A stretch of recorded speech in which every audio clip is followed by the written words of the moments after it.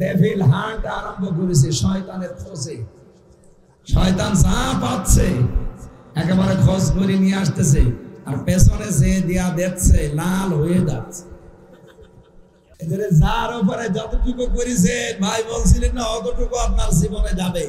মানুষকে আপনি এক কাপড়ে বাড়ি থেকে বের করে দেন, বুলডোজার দিয়ে ঘর ভাঙেন, এখন আপনারটা কেমন লাগছে এখন বলেন? এখন তো এই দেশে শুনছি যে এখন লং মার্চ শুরু হবে নাকি গোপালগঞ্জে। এদেশের কোন চিহ্ন নাকি এদেশের জনগণ রাখতে চাচ্ছে না।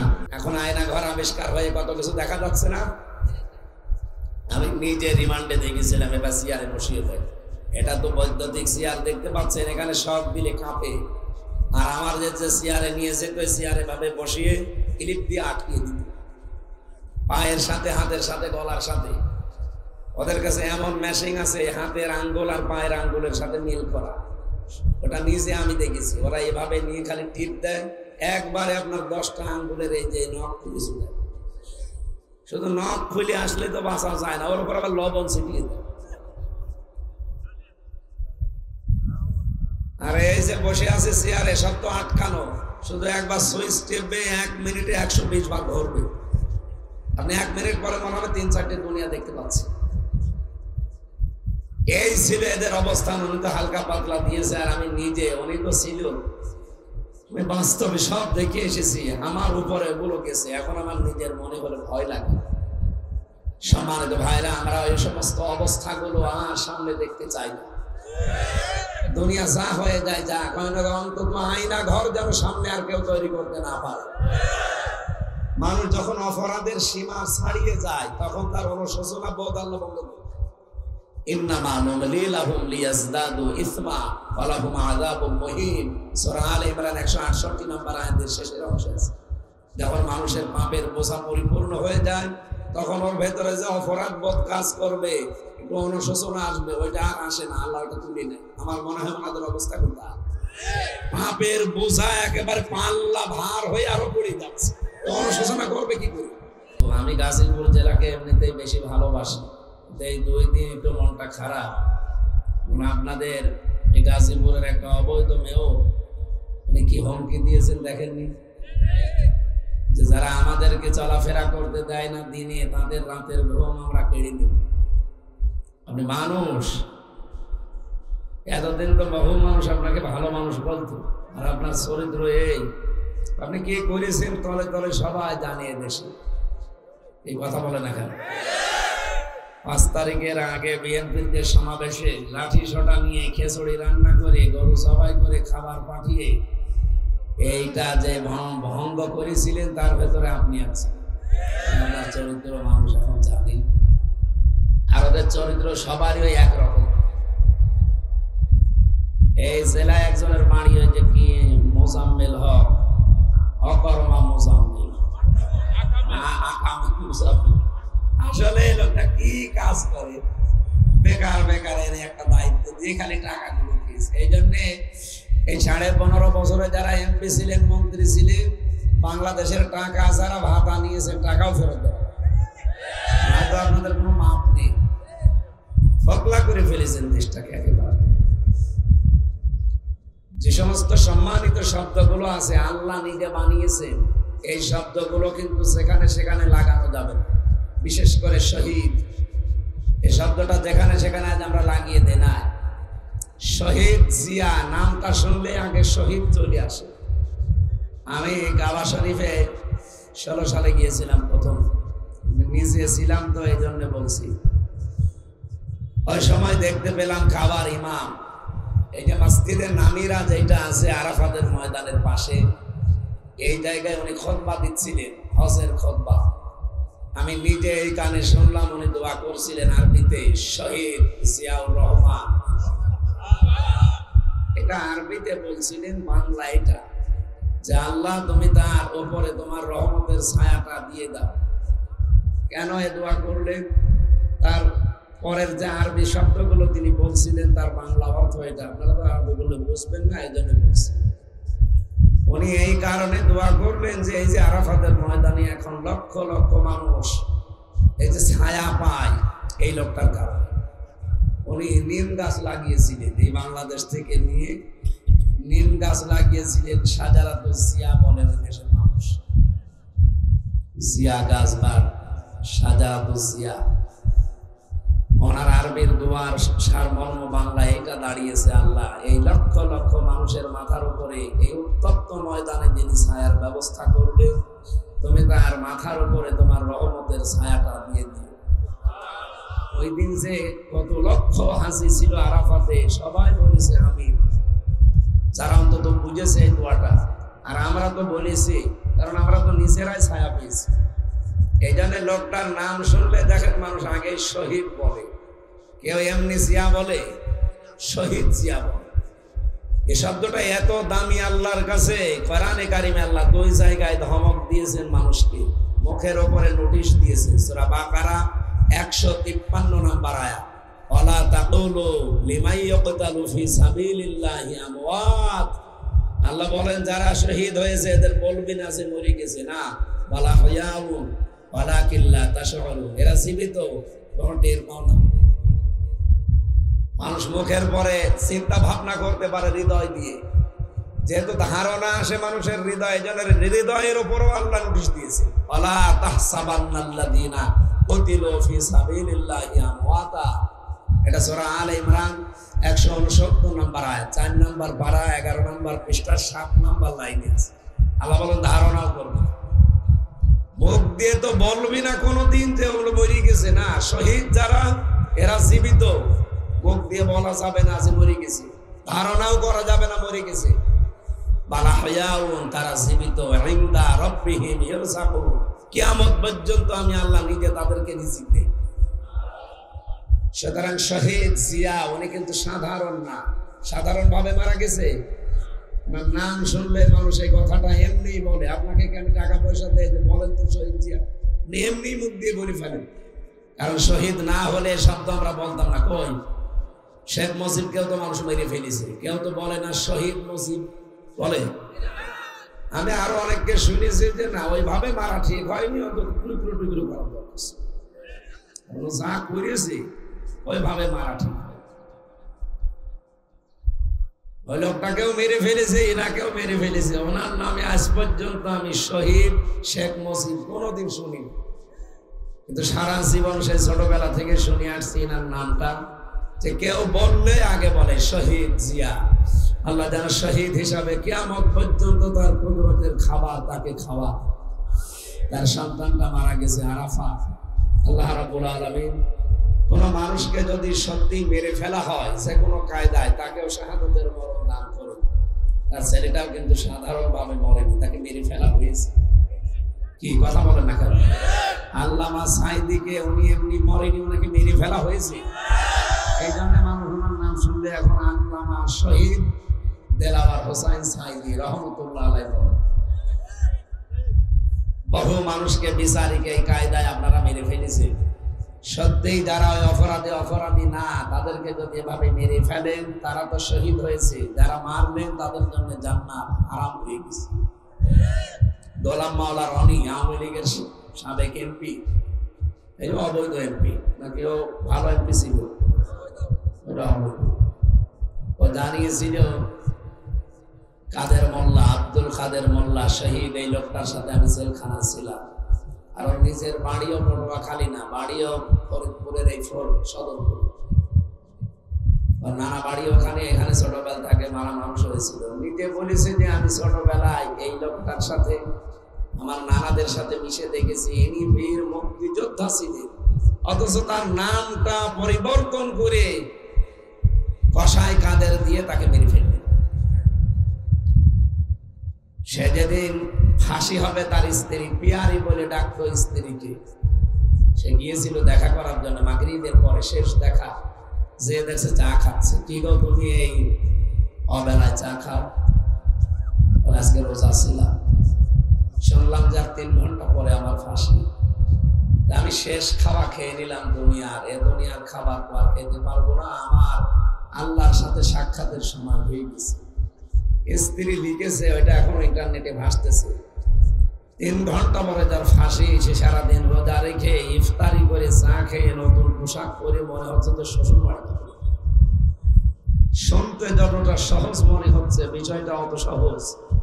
আপনাকে যদি শুধু বলে দেওয়া যায় যে আপনি 10 দিন পরে মরে যাবেন, আপনি এমনি মরে যাবেন। তার মাত্র 3 ঘন্টা পরে সে জানছে যে আমি মরে যাব। কোন রকমের দুশ্চিন্তা শরীরের ভেতরে নেই, চেহারার ভেতরে কোনো ছাপ নেই, একেবারে মনে হচ্ছে উজ্জ্বল চেহারা নিয়ে মালিকের সাথে দেখা করতে যাচ্ছে। এই মানুষগুলোকে আপনারা মেরে ফেলবেন।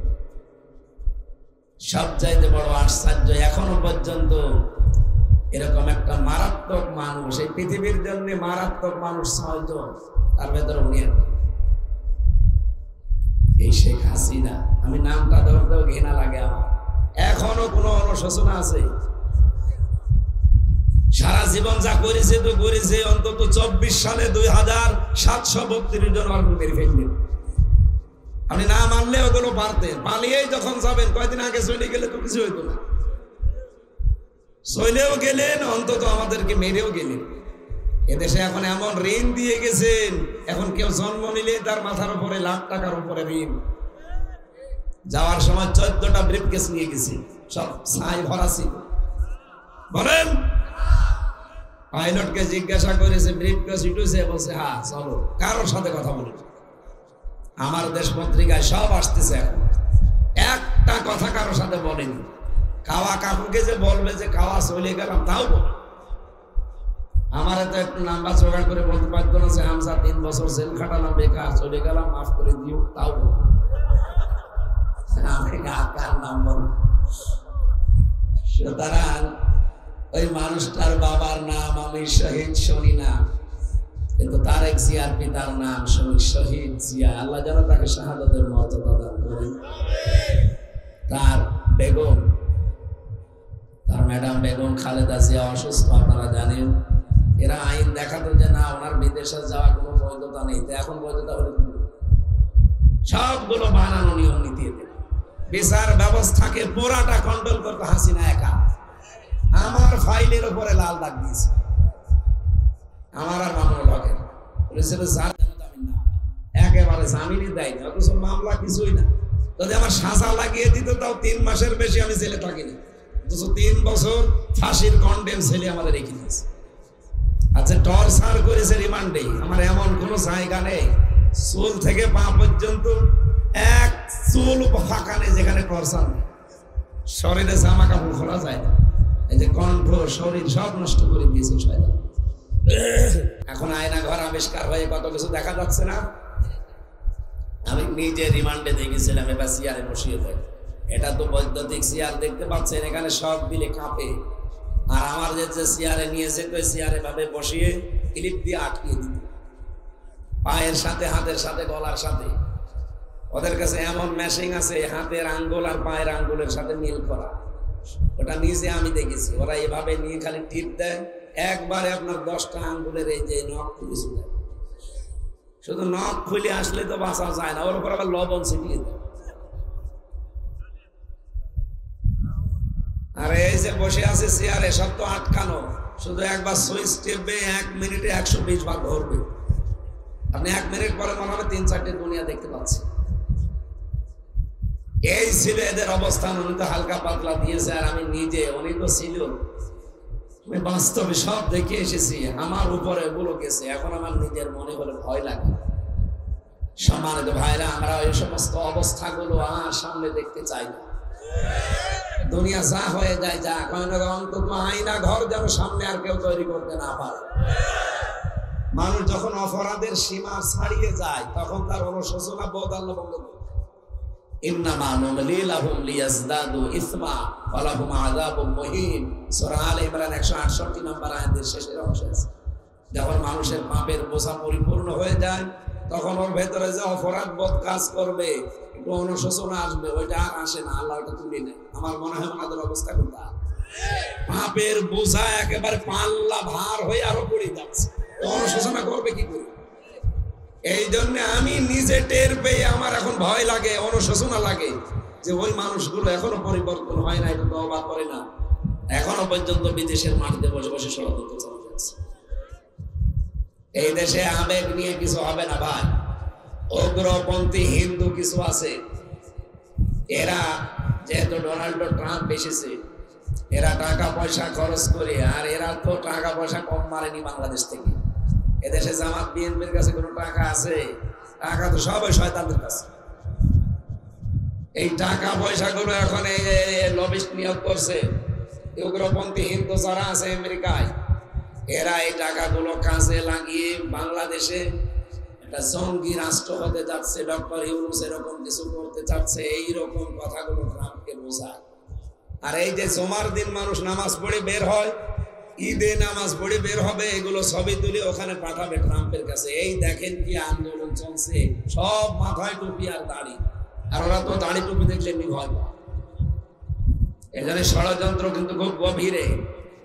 আর এদেশে এখনো পর্যন্ত বললাম না 1628টা চেয়ারে সবগুলো জালেম তো এখনো যায়নি। কি কথা বলে না কেন? জালেম সব চলে গেছে, এখনো অনেক জালেম আছে। এই জন্যই তো পুলিশের সাবেক আইজি বেনজির কয়েকদিন আগে ঘোষণা দিয়েছে যে এখনো প্রশাসনে আমাদের 100 জনের 90 জন আছে, কোনো চিন্তা নেই, আমরা আবার চেষ্টা করছি ঘুরে দাঁড়ানো।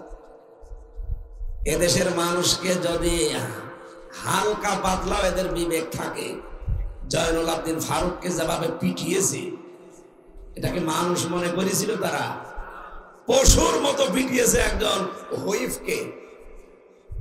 একটা হুইফকে যদি এভাবে পিটাতে পারে, আমাদের ধরলে তো পিটিয়ে মেরেই ফেলবে। আমার 11 ঘন্টা টাঙিয়ে রেখেছিল দড়ি দিয়ে। কি করেছিলাম আমি? কি আপনার কি আপনি আপনার মেয়েকে তুলে নিয়ে গেছি? আমি জেরা করেছি, আমি মার্ডার মামলার আসামি। কোন কারণে? আমার কাছে অস্ত্র পেয়েছে।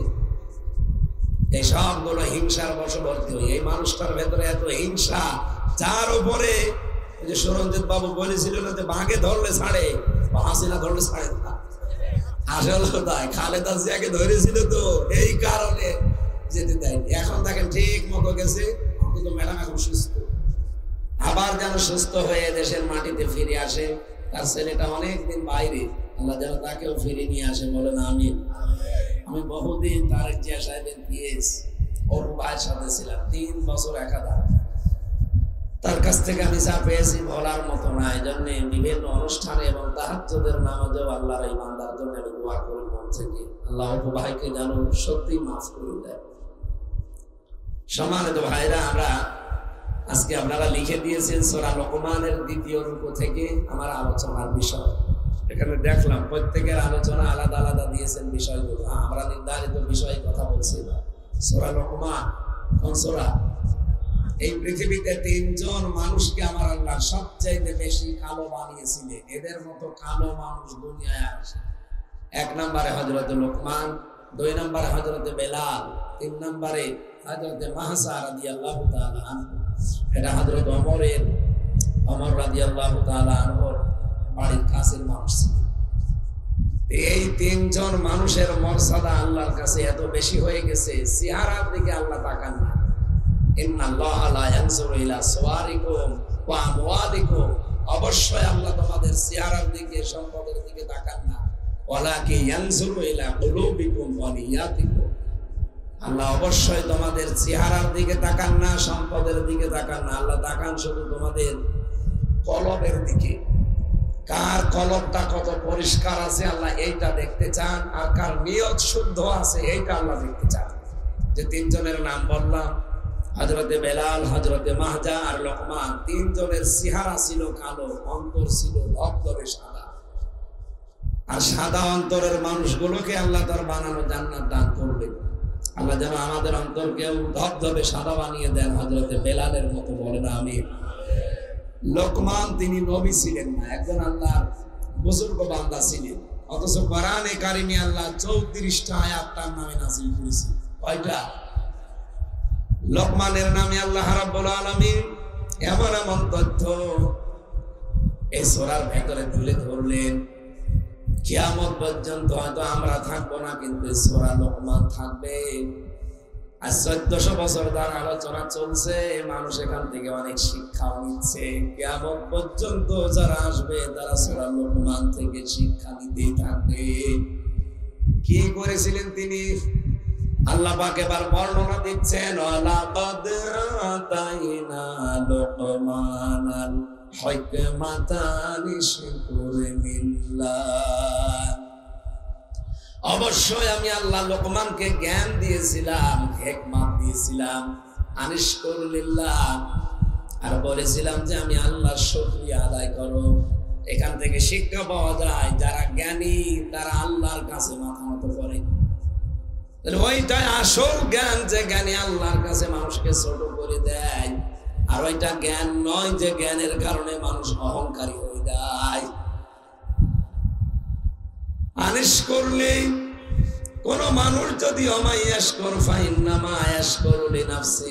কেউ যদি শুকরিয়া আদায় করে, ছোট হয় আল্লাহর কাছে, সেই জন্য তার নিজের জন্য শুকরিয়া আদায় করে, তার নিজের জন্য ভালো করে। রব্বুল আলামিন সূরা আর-রুমের ভেতরে 44 নম্বর আয়াতের শেষের দিকে এটা পাবেন, ওমান আমিলা সালিহান ফালিআনফুসিহিম ইয়ামহাদুন। কোন মানুষ যদি দুনিয়ায় ভালো কাজের আঞ্জাম দেয়, সৎ কাজ করে, নেক কাজ করে, সে যেন নিজের জন্য তার জান্নাতের আবাস তৈরি করে রাখে। বলেন সুবহানাল্লাহ। এখানে আমরা যে জ্ঞানী এটার প্রমাণ হবে যদি আমরা আল্লাহর শুকরিয়া আদায় করি। কার? আমান কাফারা, কেউ যদি কুফরি করে, ফাইন্নাল্লাহা গনিয়্যুন হামিদ, আমার আল্লাহ পাকের কোনো ক্ষতি নেই, তিনি ছোট হবেন না, তার কোনো সমস্যা নেই, কারণ তিনি গনি, তিনি হামিদ, তিনি একদিকে প্রশংসিত আর একদিকে তিনি ধনী। আমরা আল্লাহর প্রশংসা না করলে তার ক্ষমতা কমে যাবে, বিষয়টা এরকম। বলেন, শুকরিয়া আদায় করছি তো আমার নিজের উপকারার্থে, তার শুকরিয়া আদায় করব আমার নিজের জন্য, কারণ যত বেশি শুকরিয়া আমার আমলনামায় থাকবে তত বেশি জান্নাতের ভেতরে আমার শান্তির নিবাস তৈরি হবে। হযরত লোকমানের এখান থেকে তাহলে প্রথম শিক্ষা পেলাম কি, জ্ঞানী যারা হবে মানুষগুলো আল্লাহর কাছে ছোট হবে, এদের ভেতরে অহংকার জায়গা পাবে না। সুতরাং এই যে 15.5 বছর আমরা দেখেছি কি অহংকার নিয়ে তারা কথা বলতো, কি দাপট তাদের। সব চাইতে আমি বেশি এর আগে বসতাম না, রিমান্ডে 20 সাল থেকে বহুবার ওরা আমার রিমান্ডে নিয়ে গেছে। 20 থেকে 23-এর একেবারে ডিসেম্বরের 8 তারিখ পর্যন্ত এই 3টা বছর আমি দেখেছি এই মানুষগুলো যারা দায়িত্বে ছিল তাদের অহংকার কি, তাদের বড়ত্ব কি, কাউকে তারা মানুষই মনে করতো না। আমি যাই হই, কারেন্ট চলে গেল, একটু লাইনটা দেন।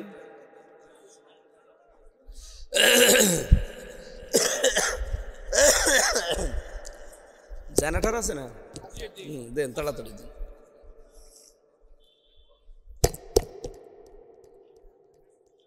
ওখানে একজন বসিয়ে রাখতে পারেন না? ঠিক আছে।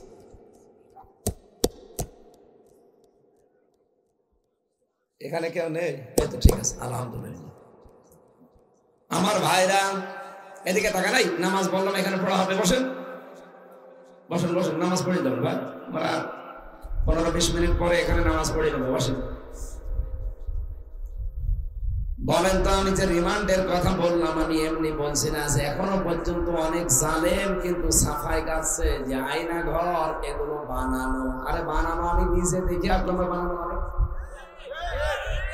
আমাকে আপনি বানানো বলে বিশ্বাস করাতে পারবেন? আমি নিজে তো ভিকটিম, নিজে সাক্ষী। আমি আমার নামে যাই হোক অন্তত একটা আলেম লেখা আছে না, যে মুফতি আমির হামজা, এইটা দেখেও তো অন্তত একটু দয়া লাগার কথা। অথচ সেই কয়টায় দায়িত্বে ছিল দেখতাম নাম দেখে আরো পয়সা বাড়িয়ে দিত।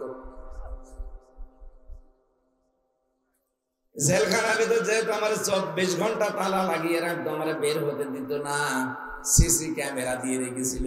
আমার আর গিয়াসউদ্দিন মাহমুদ, এই 2টারে দিয়ে রাখবা সবসময়। ওরা আবারও মনিটরিং করে দেখতো উপর থেকে আমাদের সাথে কেউ কথা বলে। এক কারারক্ষী আসলো, নাম দেবদুল্লাহ। চিন্তা করলাম ও সাদা তো আলেম সালেম কিছুই বসে, সারাদিন তো আমার তালা মারি রাখে, একটু বলি যে একটা বই নিয়ে এসে দিন। বললাম যে স্যার একটা বই নিয়ে এসে দিতে পারেন? সারাদিন বসে থাকে, কিছুই নেই।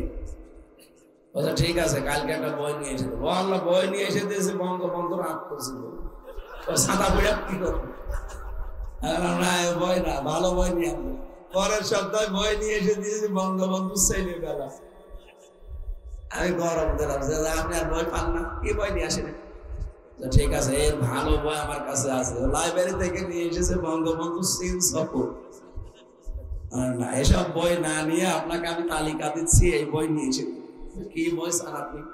বললাম আমার ফাঁসি চাই, মতিয়ার রহমান রিন্টুর লেখা। এই বই আছে, এবার পড়তে না ওইটাই নিয়ে আসে। আমি মেজর ডালিম বলছি এই বইটা নিয়ে আসেন। আরো কয়েকটা নাম বলেছিলাম, একটা বইও নিয়ে এসে দেয়নি। কয়েকদিন পরে দেখলাম কারারক্ষী পেয়েছি মুসলমান, দেখলাম এরে দিয়ে একটু কিছু হতে পারে। বললাম তো ভাই একটা তাফসির এনে দেন। আল্লাহর ইশারা দুইটা তাফসির নিয়ে এসেছে চুরি করে। একটা হচ্ছে ফি জিলালিল কোরআন আর তাফহিমুল কোরআন।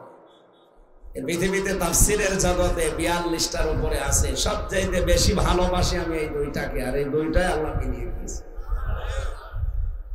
আমি যেটা বলছিলাম যে মুহিন, এরা যখন সীমা ছাড়িয়ে চলে যায় তখন আমি এদেরকে অপমানজনক শাস্তি দিই। কি অপমান করেছে আপনি টের পেয়েছেন? সীমা ছাড়িয়েছিল, এই কারণে বলছি বহু মানুষের বাড়ি ঘর এরা ভেঙে দিয়েছে। আপনি সাতক্ষীরায় যান, চাঁপাইনবাবগঞ্জে যান, বুলডোজার দিয়ে বহু মানুষকে তারা বাড়ি ঘর মাটির সাথে মিশিয়ে দিয়েছে ক্ষমতায় থাকবে। এই জন্য আল্লাহ এখন আযাবুল বুলডোজার নাজিল করেছে। আযাবুল বুলডোজার নাজিল হয়েছিল না কয়দিন? আমার কুষ্টিয়ায় হানিফের বাড়ি একেবারে মাটির সাথে মিশিয়ে দিয়েছে। এবার রামমন্দির 32 এই যে গজব এসেছিল, কোন গজব? আযাবুল বুলডোজার। এখন প্রমাণ হচ্ছে বাড়িটা বঙ্গবন্ধু 1961 সালে, এটা খাস জমি।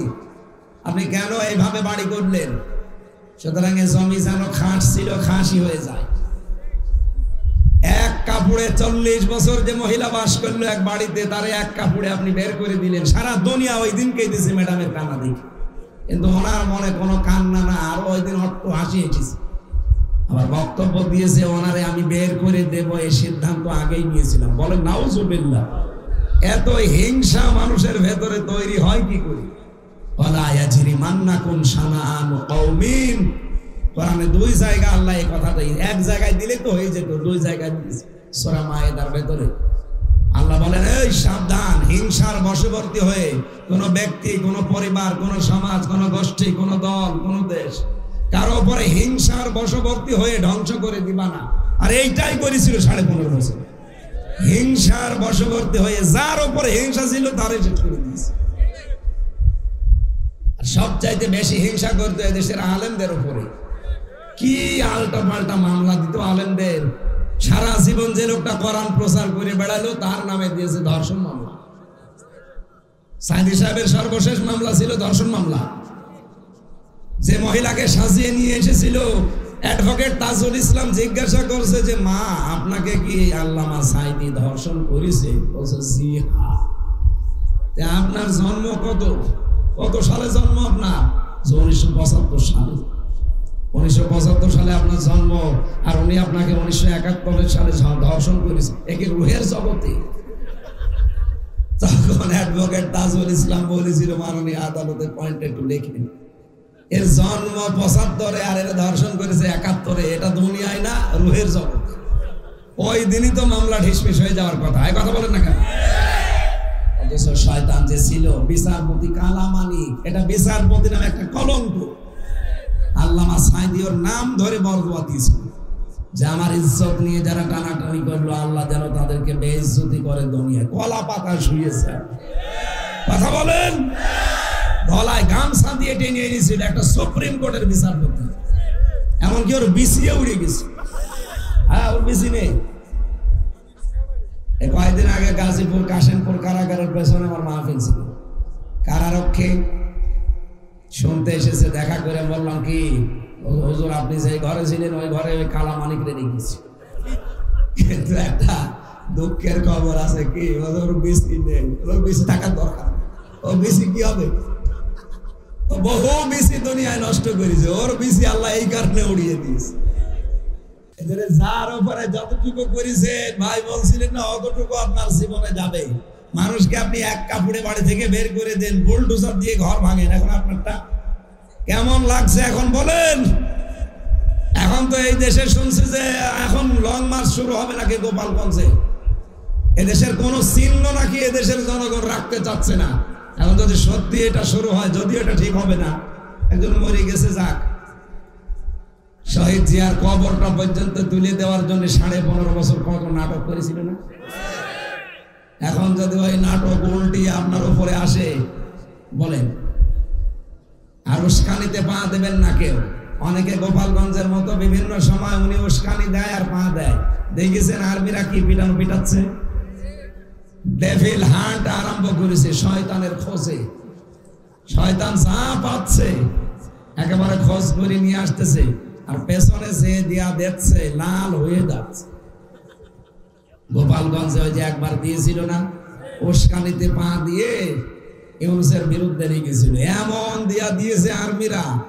ওই সময় শুনতাম গোপালগঞ্জ থেকে কেউ ঢাকায় আসলে 300 টাকা নেয়, বসে আসলে আর দাঁড়িয়ে আসলে 1000 টাকা। কি পিটানো পিটিয়েছে চিন্তা করো। এখানে আগামীতে আমি জানি ওনার মাথা খারাপ হয়ে গেছে, কারণ একটা গরু হারালে মানুষের মাথা খারাপ হয়ে যায়। আর ওনার সাজানো বাগান শেষ হয়ে গেছে। কথা বল না কেন? 41 সালে টার্গেট ছিল, সাজানো বাগান সেই শেষ হয়ে গেছে, মাথা এখন খারাপ হয়ে গেছে। এই কারণে হয়তো উল্টা পাল্টা বকতেছে।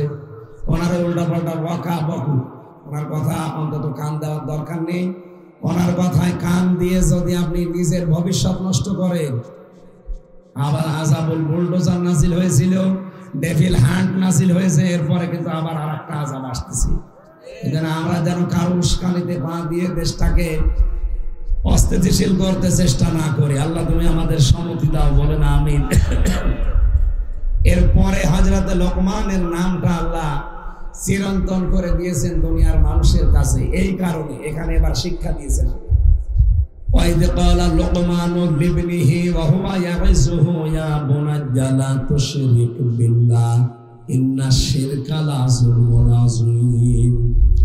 রব্বুল আলামিন বলেন, এই যে লোকমান নামে এই লোকটাকে আমি চিরন্তন করে দিয়েছি। কেন জানো? হে পৃথিবীর মানুষেরা, তোমরাও হয়তো 100 বছর পরে আর থাকবে না, কিন্তু তোমাদেরকে আমি চিরন্তন করে রাখতে পারি। কি করেছিলাম লোকমানকে? এবার তাকান।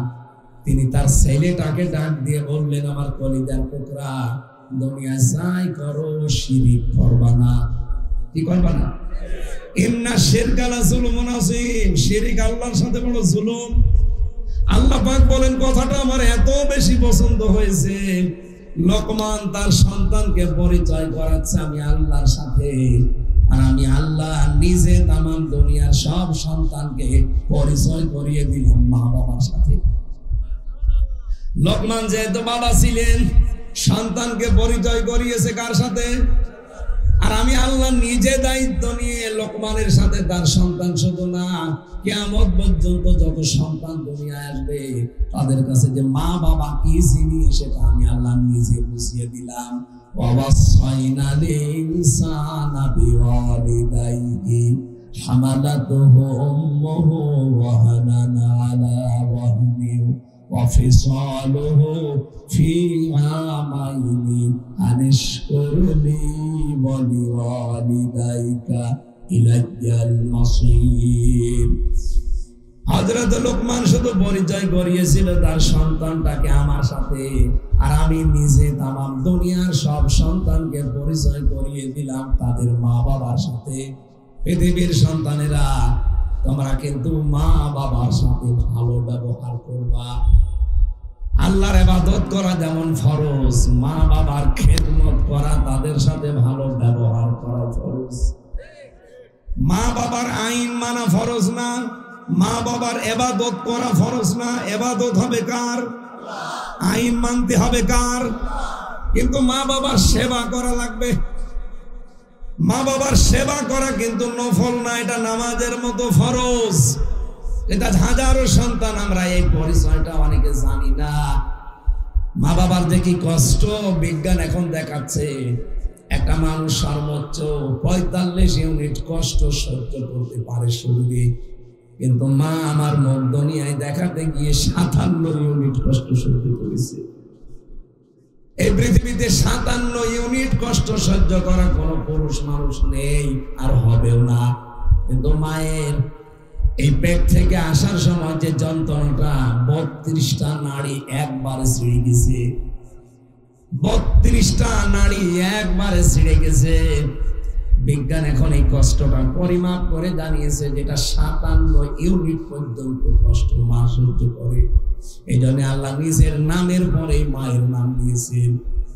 অথচ হাজারো সন্তানে এই বিষয়টা আমরা জানি না, মা বাবাকে বাড়ি থেকে তাড়িয়ে পর্যন্ত দেয়, আলাদা করে দেয়, বড় ভাইয়ের কাছে দিয়ে দেয়, এমনকি বৃদ্ধাশ্রমে রেখে।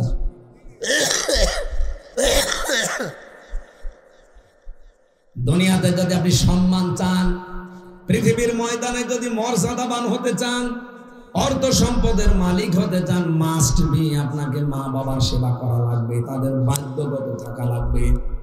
যদি আমরা অনেক সন্তান স্ত্রীর কারণে পারি না, কথা বলছেন, অনেক বউ এমন আছে শুধু বারবার ঘ্যানো ঘ্যানো করতে থাকে যে বুড়ো বুড়িকে আলাদা করে দাও।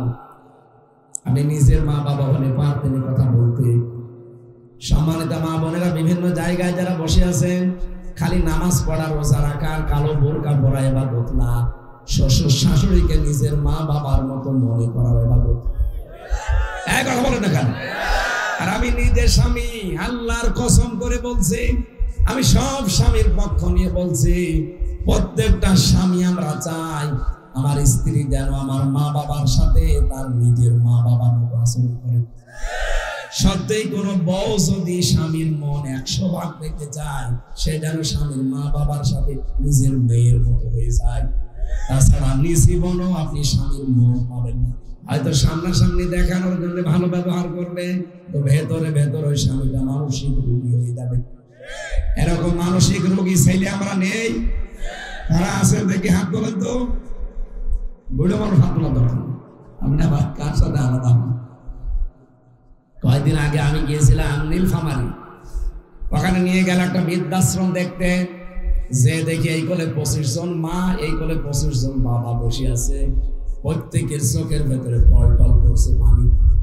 আমি 2 জনের সাথে কথা বললাম, একজন বলছে হুজুর আমার ছেলে ডিসি, আর একজন বলছে আমার ছেলে আমেরিকায় থাকে। শুধু আমার বৌমার জ্ঞানের কারণে আমাদের কাছে 3 বছর রেখে গেছে। ওদের চোখের দিকে তাকিয়ে মনে হচ্ছে প্রতিটি মা বাবার সন্তানের গুণে বদলা দিচ্ছে। আরে ভাই, তাদেরও তো আমার মতো ছেলে আছে, আছে না? দেখেছেন একটা ছেলে ডিসি, একটা জেলা চালায়, অথচ তার মা বৃদ্ধাশ্রমে 3 বছর পড়ে আছে। ছেলেরা কখনো চায় না মা বাবাকে আলাদা করে দিতে, মা বাবাকে বৃদ্ধাশ্রমে দিতে, বাড়ি থেকে বের করে দিতে। কিন্তু বাধ্য হয় আমরা অনেকে বউর কারণে। যদিও গাজীপুরে এরকম বউ নেই। সম্মানিত মা বোনেরা, পুত্রবধূ যারা আছে না, তাদের হাতে পায়ে ধরে বলছে না, নামাজে রোজা রাখা, কালো বোরকা পরা জীবনেও আপনি জান্নাত যেতে পারবেন না। পারিবারিক জীবনে আমাদের চাই এই সংসারটা ঠিক রাখা, নিজের মা বাবার মতো মনে করবেন। এখন যে জল্লাদ আছে, শাহজাহান জল্লাদের পরে ইলিয়াস, এই লোকটা কিন্তু শুধু মায়ের কারণে, মাকে জিনিসপত্র দিলে বউ রাগ করতো। একদিন বলছে আমি সাবধান করার জন্য, সংশোধনের জন্য একটা চড় দিলাম, ও ছাতা বলি দিচ্ছে। তখন ওর মা বাবা মার্ডার মামলা দিয়ে আমার জেলে, এই যে 30 বছর আমার জেল, আমি ফাঁসির আসামি ছিলাম, এখন আমার 30 বছর জেল খাটা লাগবে, অন্তত 22 বছর তো থাকাই লাগবে। এই যে ফাঁসির দায়িত্ব পেয়েছি আমি, বলেন তো এই লোকটার কি খুব বড় অপরাধ? সে মা বাবাকে জিনিসপত্র দিত, তার বোনকে দিত, কিন্তু এই বউটা সহ্য করতে পারতো না। কি করলেন বউ? দুনিয়া থেকে আপনিও বিদায় নিয়ে চলে গেলেন, আরে স্বামীটাকে 30 বছর এখন জেল খাটাচ্ছে। মা বোনেরা, আমি আর বলতে পারলাম না কথা, এখন 1:30 বেজে গেছে। যেহেতু ওনারা তাড়াতাড়ি করছে, ওনাদের নির্ধারিত সময় তো আর একটা অনুষ্ঠান ধরা লাগবে। আমার আজকের অনুষ্ঠান আছে ওই যে দেওয়ান সালাউদ্দিন বাবু, ওনার সবার ওখানে এখন যাওয়া লাগবে, উনিও বসে আছে। আগামীতে আবার আসলে রাতের বেলা আসবো আপনাদের কাছে, দিনের বেলা আসলে গ্যাঞ্জাম হয়ে যায়। আর আজকে শিডিউলটা আসলে কুয়াশার কারণে সমস্যা হয়ে গেছে। আমি আবার আসলে কথা বলবো ইনশাআল্লাহ। আল্লাহ আমার শরীরটা যেন আল্লাহ আগের অবস্থায় ফিরিয়ে দেন। আল্লাহুম্মা আমিন। লা ইলাহা ইল্লা আনতা সুবহানাকা ইন্নী কুনতু মিনাজ জালিমিন। রব্বুল আলামিন, তোমার যে বান্দায় মাহফিলের আয়োজনে আঞ্জাম দিয়েছে, তার মা বাবার জন্য সে দোয়া চেয়েছে, মেহেরবানি করে তার মা বাবাকে মাফ করে দাও। মাহফিলের সম্মানিত সভাপতি, সহ সভাপতি, আমাদের প্রধান অতিথি ফজলুল হক মিলন ভাই সহ যত মানুষ এখানে এসেছে, আল্লাহ আমাদের জীবনের অপরাধগুলো মাফ করে আমাদের ওই জায়গাটা নেকি দিয়ে পাল্টিয়ে দাও। রব্বুল আলামিন, আজকে অপু ভাইয়ের সাথে কথা বললাম, তিনি দোয়া চেয়েছে ম্যাডাম খালেদা জিয়ার জন্য। ম্যাডাম খালেদাকে তুমি আবার সুস্থ করে আমাদের মাঝে ফিরিয়ে দাও। তার সন্তানটাকে তুমি শহীদ হিসাবে কবুল করো, তার স্বামীকে তুমি শহীদ জিয়া হিসাবে সারা পৃথিবীতে পরিচিত করে দিয়েছো, তাকেও তুমি শাহাদাতের মর্যাদা দান করো।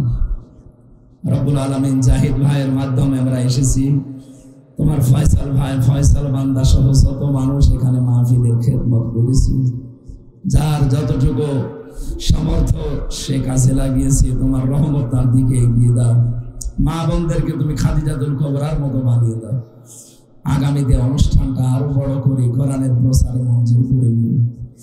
জালেমরা এমন কোন টর্চার নেই আমার এই 3.5 হাত বডির উপরে করেনি, শরীরটা ধ্বংস করে দিয়েছে। আল্লাহ আইতা মারি দিত ফাহুয়া ইয়াশফিন, আমি অসুস্থ হলে তুমি শেফা দাও। তোমাকে আমি আবার বলছি, আমার শরীরটা, কণ্ঠটা ভিক্ষা দাও। রব্বুল আলামিন, এই মাদ্রাসাটা কোরআনের জন্য কিয়ামত পর্যন্ত কায়েম রাখো। যারা হাফেজ হয়েছে কোরআনে কারীম সিনায় যেন মরণ পর্যন্ত রাখতে পারি।